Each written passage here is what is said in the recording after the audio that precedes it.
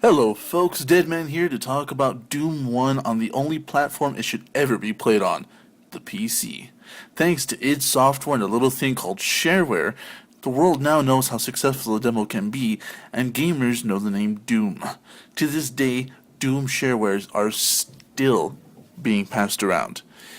This game was, in my opinion, the very first horror survival game in history. Some argue Wolfenstein, but let's face it, Doom did something Wolfenstein didn't. It scared the shit out of you.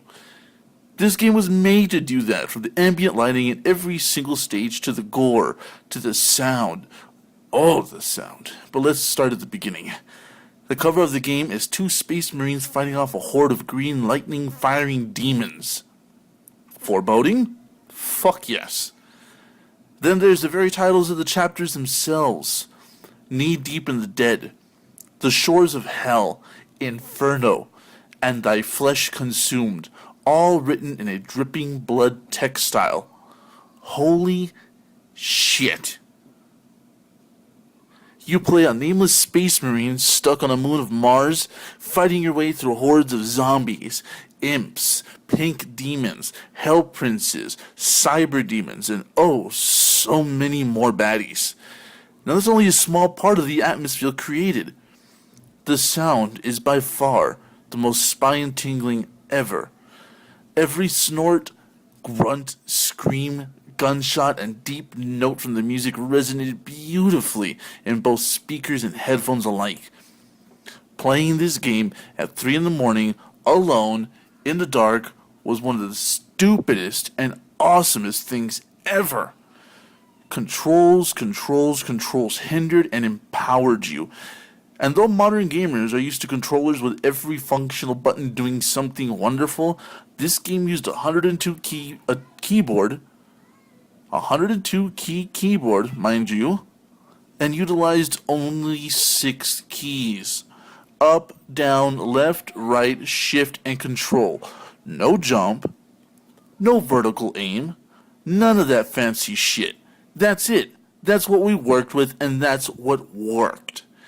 Each and every single level tests you not only as a gamer but as a human because it's just that fucking scary. This game, according to the Deadman, is the scariest game ever. And for those of you fucks about to say, well, Deadman, if that old ass game scares you, you're a pussy. Dwayne Johnson. That's right, Dwayne The Rock Johnson admitted to being scared out of his fucking mind while playing this game. Call him a pussy. Go ahead, I dare you. Also, this game almost single-handedly created the entire first-person shooter genre as a contender against all other games at the time. Where consoles were moving in on the gaming world and PCs were still the older kids on the block bullying Nintendo and Sega for their limited capabilities. It was beautiful. But anyways, in conclusion, to all the Resident Evil, Silent Hills, Call of Duties, Battlefields, Medal of Honors, and all those that have come around since Doom, bow to your maker.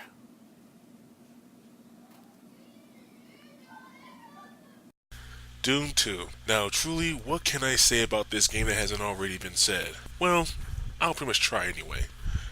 Doom 2 is what I consider the textbook definition of what a game sequel should be. You take the original concept of the first game and you add more to it and improved upon it. Now, granted, Doom 2 was not dramatically different than its predecessor. There was no real major technological developments or graphical improvements, but it didn't need it. What it did, it added stuff to the things that matter. For one, we got rid of the episodic crap that pretty much cut scenes off in chapters like in the first game. Instead, it was just one long smooth run. Two, they even added weapons. For example, what the game would call the super shotgun was actually the double barrel shotgun. And let me tell you one thing, especially around the beginning of the game, that double barrel shotgun was a necessity. Let me tell you that. Another thing that Doom 2 improved upon was monsters. They added I believe, the Hell Knight, and as far as I'm concerned, the biggest addition of Doom 2 was actually that freaking tall monstrosity that shoots rocket at you, the freaking Cyber Demon. Doom 2 was a trip to behold for especially for anybody who played it back in its heyday. It was the one game you had to invite your friends to see and experience at least once. It was a full game, it was not released in packs. The multiplayer was greatly improved upon, especially considering the first game, and it was everything that we loved as a game. There is a reason why Doom 2 pretty much solidified the series as a whole. Pretty much, you take everything what Deadman said about the first game, you put it in the pool of awesomeness, and you throw in more stuff, and that pool of awesomeness has now become an ocean of awesomeness. It is the one game in the franchise that I truly believe that everyone should play at least once if they haven't already. You want survival horror? You look straight up to Doom. Despite its pixelation flaws, you will still get a kick out of it. Alright folks, Drake here. Now I'm here to talk to you about Doom 3. Now one thing I have to say about Doom 3 is it pissed me off to no end, and I'll explain later. But to start with, basically this game, they enhanced on everything that they did in the previous games. As you've probably heard from Deadman and Zeiss, this game is beautiful when it comes to the horror factor, and it's meant to scare the crap out of you. Now, I do have to say, when they did create this one, it did scare the crap out of me. Because you know what? They added some additional lighting effects, they added some beautiful graphics. Not only that, they enhanced the imps, the cyber demons, and a couple of other ones that they did bring back from the past, and gave them a upgraded, enhanced look. And yeah, still caused you to crap your pants whenever you went around a corner and found out, oh wait, that's not supposed to be good. Well, they did do a couple of things that did kind of arc things into another direction. Now, the one thing I liked was they did keep a lot of the old weapons that they had in the original game. They kept the same story as they had in the original game.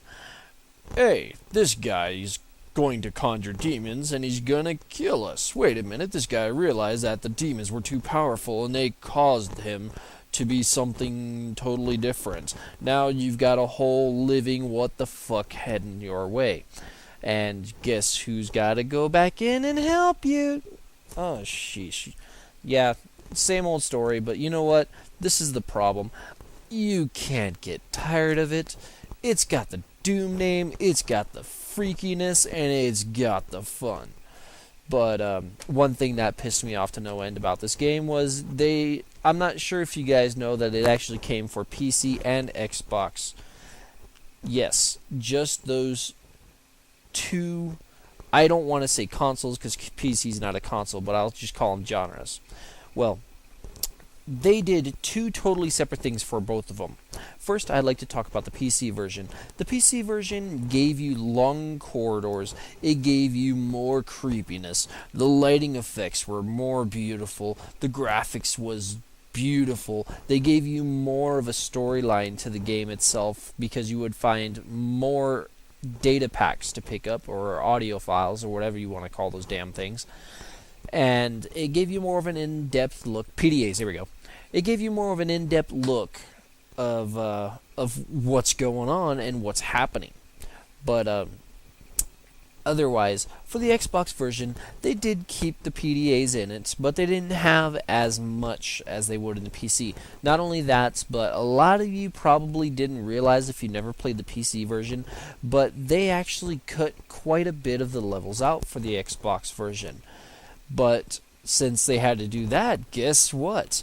Exclusively for Xbox, we bring you co-op multiplayer for the campaign. For being a PC gamer and for having bought the PC version and rented the Xbox version, this was kind of like an ultimate middle finger fuck you right in front of your face by a midget while he's kicking you in the ass with a clown shoe full of cement with a cactus on the end of it. Yes, I went there. But otherwise, other than that ultimate fuck you to the fans, or I should say to the PC fans of the game, it's an all-around good game. Beautiful graphics, beautiful sounds, beautiful everything. So I would recommend, if you want to rent it from rent it for the original Xbox. If you want to buy it for PC, but I would just say if you've got a friend who has it, ask to borrow it. If you don't, well, there's other means. But I won't go into that, and I will not promote that. Alright, folks, and I just want to go ahead and thank you for watching the video. I do want you to go ahead and keep in mind that go ahead and comment down below. Go ahead and subscribe to us. Not only that, but also if you guys want to go ahead and keep in mind that we do offer reviews for other games as well. So if you have any suggestions of what you want us to go ahead and do, retro games to anything current, just go ahead and let us know in our forum page, and we can go ahead and take a look to see what we can go ahead and do. Now, once again, I want to thank you for watching the video. This is Drake from the Studio Dead signing out, and as always, game on.